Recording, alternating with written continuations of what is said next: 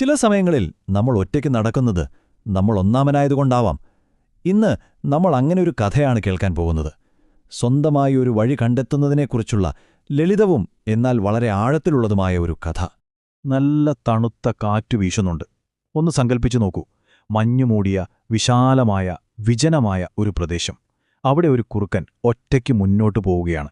ആ വെളുത്ത നിശബ്ദതയിൽ ഒരു ഓറഞ്ച് തീപ്പൊരി പോലെ. അപ്പം നമുക്കീ കഥയുടെ ആദ്യ ഭാഗത്തേക്ക് കടക്കാം. ഒരു ഏകാന്ത യാത്ര. ഇത് ആ കുറുക്കന്റെ നീണ്ടതും ഒറ്റപ്പെട്ടതുമായ ഒരു യാത്രയുടെ കഥയാണ്. ഒരു രാത്രി മുഴുവനും അത് നടക്കുകയായിരുന്നു. ഒന്നാലോചിച്ച് നോക്കൂ, ആ യാത്രയുടെ കഷ്ടപ്പാടും ദൈർഘ്യവും. എന്നാലും തളരാതെ മുന്നോട്ടു പോകാനുള്ള അതിൻ്റെ ആ ഒരു നിശ്ചയദാർഢ്യം അത് വലുതായിരുന്നു. നടന്ന് ക്ഷീണിച്ചപ്പോൾ അത് ഒന്നു നിന്നു. എന്നിട്ട് പതിയെ പിന്നോട്ട് തിരിഞ്ഞു നോക്കി. എന്താ കണ്ടതെന്നോ? ദൂരേക്ക് നീണ്ടുപോകുന്ന കാൽപ്പാടുകളുടെ ഒരൊറ്റ നിര മാത്രം.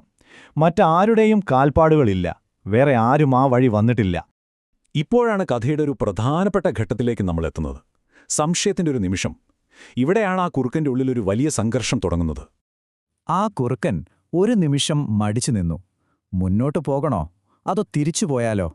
ആ ഒരു നിമിഷം അതിന്റെ മനസ്സിൽ മുഴുവൻ അനിശ്ചിതത്വമായിരുന്നു. ഞാൻ പോകുന്ന ഈ വഴി ശരിയായിരുന്നെങ്കിൽ മറ്റുള്ളവരും ഇതിലൂടെ വരില്ലായിരുന്നോ? നമ്മളെല്ലാവരും പുതിയൊരു കാര്യം തുടങ്ങുമ്പോൾ മനസ്സിൽ ചോദിക്കുന്നൊരു ചോദ്യമാണിതല്ലേ? ആ സംശയത്തിൽ അത് തിരികെ നടക്കാനൊരുങ്ങി. താൻ വന്ന വഴി തെറ്റായിരുന്നെന്ന് സ്വയം ഉറപ്പിച്ച് എല്ലാം ഉപേക്ഷിക്കാൻ തീരുമാനിച്ചതാണ്. പലപ്പോഴും നമ്മളും ഇങ്ങനെയാണ്. ഒരുപാട് മുന്നോട്ടു പോയിട്ട് പെട്ടെന്നെല്ലാം നിർത്തിയാലോ എന്ന് തോന്നിപ്പോകും. പക്ഷേ ഇവിടെയാണ് കഥയുടെ ഗതി മാറുന്നത്. ആ കുറുക്കന്റെ കാഴ്ചപ്പാട് തന്നെ മാറിത്തുടങ്ങുന്ന ഒരു നിമിഷം. ആ ആദ്യത്തെ കാൽപ്പാടുകളുടെ പ്രാധാന്യം എന്താണെന്നത് അത് തിരിച്ചറിയാൻ പോവുകയാണ്. പെട്ടെന്നാണ് നേരം വെളുത്തു തുടങ്ങിയത്. പ്രഭാതത്തിലെ ആദ്യത്തെ സൂര്യരശ്മി ആ മഞ്ഞിൽ പതിയെ തട്ടി. സംശയത്തിന്റെ ആ ഇരുട്ടിലേക്ക് പ്രതീക്ഷയുടെ ഒരു പുതിയ വെളിച്ചം വീണ പോലെ. നോക്കൂ, കഥ എങ്ങനെയാ മാറുന്നതെന്ന്. ആദ്യം ദൂരെ നിന്ന് ഒരു കൂട്ടം മുയലുകൾ വന്നു. അവരാ കുറുക്കന്റെ കാൽപ്പാടുകൾ കണ്ടു. ധൈര്യത്തോടെ അതിലൂടെ നടന്നു. പിന്നെ അവരുടെ പിന്നാലൊരു മാൻകുട്ടിയും വന്നു. കുറച്ചു കഴിഞ്ഞപ്പോൾ കുറച്ച് പക്ഷികൾ പോലും ആ പാതയിൽ വന്നിരുന്നു. ഇപ്പോഴും നമ്മൾ ഈ കഥയുടെ കാതലായ തത്വത്തിലേക്ക് വരികയാണ്. വഴി കാണിക്കുക അല്ലെങ്കിൽ മറ്റുള്ളവരെ നയിക്കുക എന്നതിന്റെ പ്രാധാന്യം. ആ കുരുക്കന് ഒരു കാര്യം പതുക്കെ മനസ്സിലായി. ഈ സ്ഥലം ഒരിക്കലും ഒരു വഴിയേറിയ കുരുക്കായിരുന്നില്ല. താൻ വഴിതെറ്റിപ്പോയതല്ല എന്ന് അതിന് ബോധ്യമായി. അതൊരു ഒഴിഞ്ഞ താളായിരുന്നു. ഒന്നും എഴുതാത്ത ഒരു വെള്ളക്കടലാസ് പോലെ.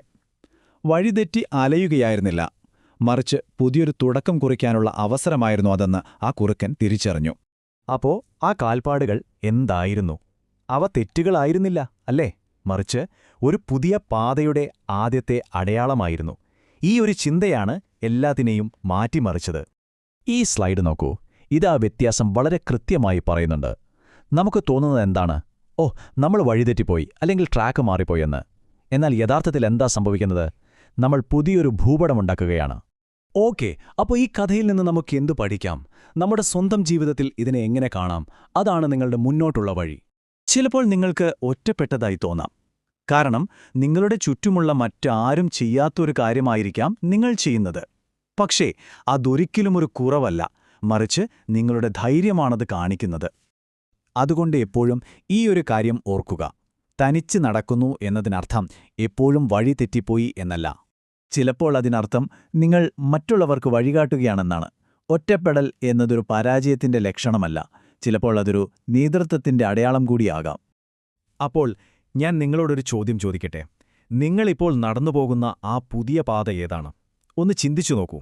ഒരുപക്ഷെ മറ്റുള്ളവർ പിന്തുടരാൻ കാത്തിരിക്കുന്ന ഒരു പുതിയ വഴിയുണ്ടാക്കുന്നത് നിങ്ങളായിരിക്കാം.